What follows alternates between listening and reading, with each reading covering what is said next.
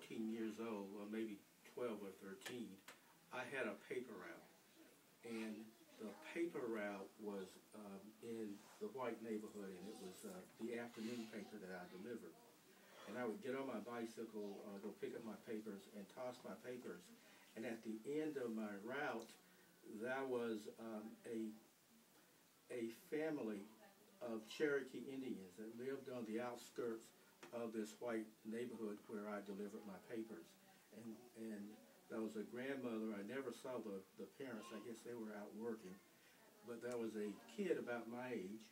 And so at the end of my route, I would get out and toss whatever was in season, football or baseball, with the kid. And then when we get tired and sweaty, I would go over to the porch. His grandmother sat on her rocker, clearly Cherokee, full-blooded, would look at me and say, "What nation are you?" And I'm befuddled because at this point in my life, I don't know that I'm Cherokee.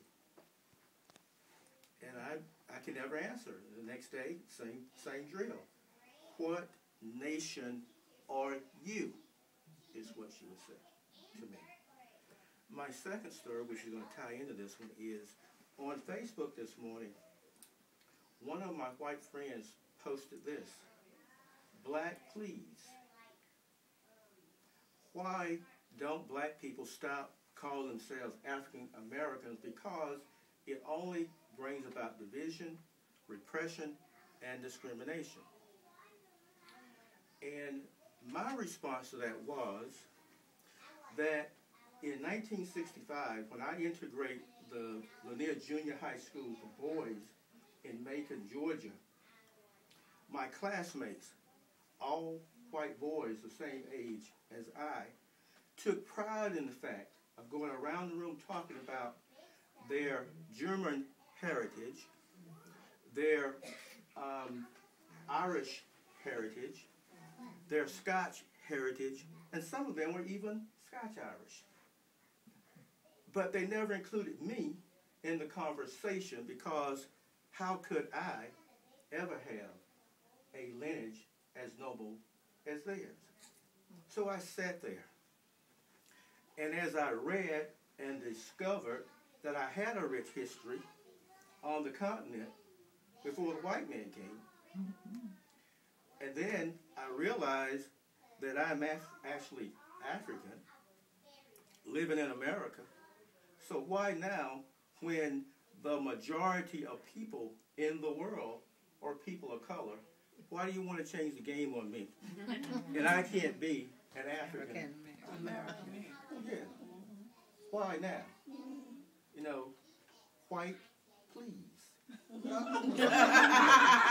know, what they have to learn to do, as we do what Dr. Carroll has suggested we do, to embrace that white part of our heritage, they also have to acknowledge the sins of their fathers who raped our mothers and our sisters.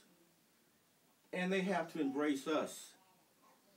And once they do that, then it becomes that commonality of man. Because we are all from the same seed. And that's the telling story right there. Now, the grandmother at the end of my paper route caused me to understand and to study. Well, my people come from the Gambia. Part of them. That's how the dark side of me gets here. But then I'm also related to the Cherokees. And in 1838, when that president who was as dumb as this guy from Texas was running for president now, Andy Jackson, was Andy Jackson? Andy Jackson decided to move the Indians from Georgia to Oklahoma and some to Cherokee, North Carolina. My great-great-grandfather said, heck no, this is my land. Georgia, I know. I don't know what's out there. So he stole away and took up with a mulatto, who was my great-great-grandmother. and he didn't go on that forced march. So the whole reason that I am a resident of Georgia today is because of his stubbornness. And the reason that I am stubbornly determined to succeed in spite of anything that the system does to me is because my great-grandfather told Andy Jackson he could go to hell, but he wasn't going to go to Oklahoma. That's my story. All right.